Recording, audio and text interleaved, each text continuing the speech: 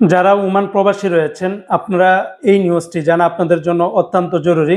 কেননা ওমানে এমন একটি পোশাক যদি আপনি পরেন তাহলে আপনাকে সর্বোচ্চ পরিমাণে ওমানের 2000 রিয়াল, যা বাংলা টাকায় 6 লাখ টাকার উপরে জরিমানা করা হতে পারে। জি হ্যাঁ বন্ধুরা, রিসেন্টলি ওমানের সকল গণমাধ্যমে একটি নিউজ প্রকাশিত করা হয়েছে, যেখানে দেখানো হয়েছে এই নিয়মটি কিন্তু আজকে নতুন নয়, এটা এর আগেও থেকেও চালু করা আছে।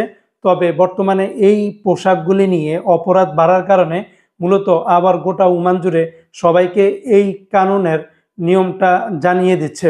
সেটা হলো, যারা বিভিন্ন মার্কেটে বিভিন্ন শপে আমাদের বাংলাদেশি দোকানদার হোক, চাই অন্যান্য মার্কেট হোক, সুপার মার্কেট বা হাইপার মার্কেটগুলোতে মিলিটারি মানে ওমানের যেই প্রশাসন বা পুলিশ, মিলিটারি, আর্মি যারা রয়েছে তাদের স্পেশাল যেই মানে পোশাকগুলি আছে, চাই সেটা গেঞ্জি হোক, টি শার্ট হোক, প্যান্ট হোক, যে মানে জিন্স হোক, এই সমস্ত পোশাকগুলা কখনোই কেউ বিক্রি করতে পারবে না। এবং এই পোশাক যদি কেউ ক্রয় করে এবং এগুলো পরে যদি সে যদি ওই মানে ক্যাটাগরির লোক না হয়ে যদি অন্য কেউ যদি পরে যদি রাস্তা দিয়ে হাঁটে, তাহলে তাকে সর্বোচ্চ পরিমাণে 2000 রিয়াল পর্যন্ত জরিমানা করা হতে পারে।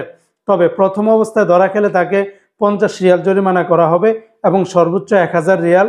তারপরে যদি সে এই অপরাধটা যদি বারবার করতে থাকে তাহলে তার প্রতিদিন 50 রিয়াল করে জরিমানা এবং সর্বোচ্চ 2000 রিয়াল পর্যন্ত জরিমানা হবে। কেন করা হয়েছে? কারণ ওমানে বিভিন্ন জায়গাতে ফেক পুলিশ সেজে মানে ফেক প্রশাসনের লোক সেজে তারা এই বিভিন্ন ধরনের প্রবাসীদেরকে মানে আটক করতেছে এবং তাদের কাছ থেকে যা কিছু পাচ্ছে সবকিছু ছিনিয়ে নিচ্ছে। যার ফলে এই সমস্ত পোশাকের উপর মানে বড় ধরনের বিধিনিষেধ আরোপ করেছে ওমানের যে ভোক্তা সুরক্ষা আইন প্রশাসন রয়েছে তারা। তাই আশা করি যাদের কাছে মিলিটারি ধরনের পোশাক বা গেঞ্জি যেটি আপনারা আছে না কেন, এগুলো আর কখনো ওমানে না পরার চেষ্টা করবেন।